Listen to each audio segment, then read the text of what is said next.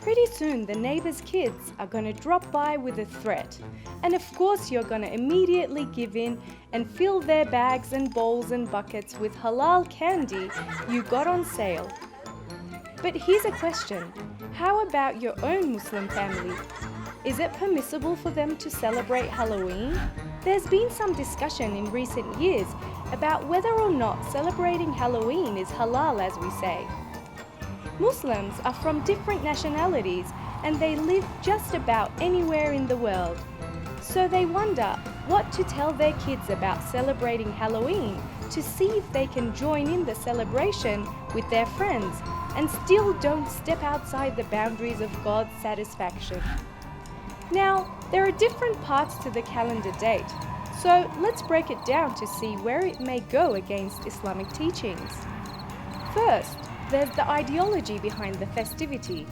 Halloween is short for All Hallows Eve and marks the day before the Western Christian feast of All Saints.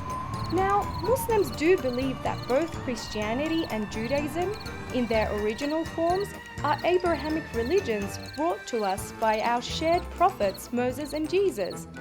But the truth is, in many parts of the world, Halloween is not even considered a religious holiday.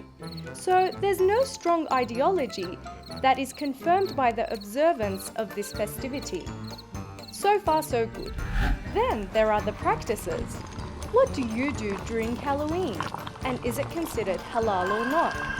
Dressing in a silly way when everyone around you is doing the same and doesn't make you stand out and be disrespected is one aspect of the celebration.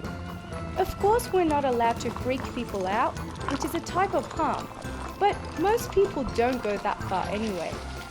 As Muslims, we're also not allowed to dress in a sexually suggestive way, but as long as whatever weird costume you're wearing doesn't go against the Islamic standards of modesty, well, why not?